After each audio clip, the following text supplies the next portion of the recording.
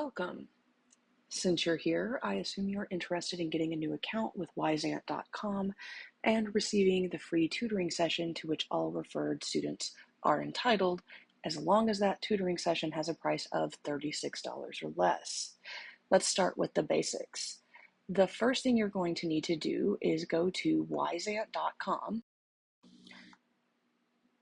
and click on the sign up button. The process that you have to follow to get the free session works through the browser version of the website. There is an app for phones and tablets, but this process will not work on the app as of last check. So if your tablet or your phone has a browser, you can probably do this process through that browser. If you really want to use a screen that small, personally, I get eye strain. Most likely you're going to want to use a laptop or a desktop computer for this. Once you hit the sign up button on the main page, you're going to be taken to this screen. To get the free session, you have to sign up with your email address.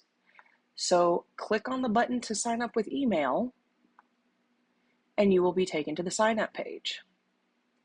On this page, you're going to need to enter the student's email address. This is particularly important if you are setting up accounts for multiple students. Each student should have their own account associated with their own email address. This will make managing their sessions easier, and it will also mean that each student will get their own free tutoring session. There are added benefits to doing this.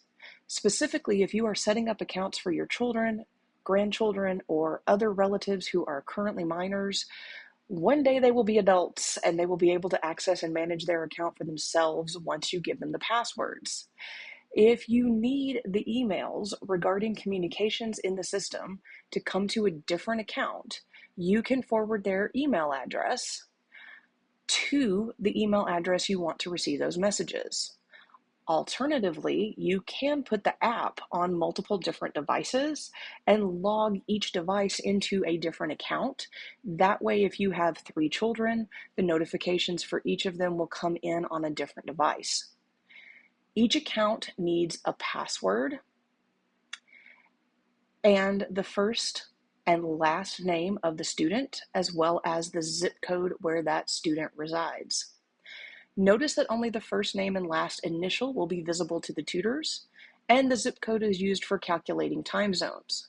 Wyzant has tutors all over the United States, and it might be that the perfect tutor for a particular student is in a completely different time zone. That's not actually difficult to manage, but it is very helpful for the computer to know where everybody's time zone is to facilitate that. The last thing you need to fill in on this page is the "How did you hear about us?" drop box. When you click on that drop box, you will be given a list of options. You need to choose one of our tutors from that list of options. Then you need to fill in an appropriate email address. If you do not complete this part correctly, you won't be given your free session. I am a tutor with the system. You can use my email address here.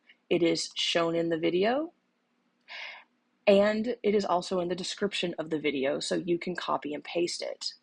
Once you have entered this information, you need to click on the sign up button again, and then you will be taken to your dashboard.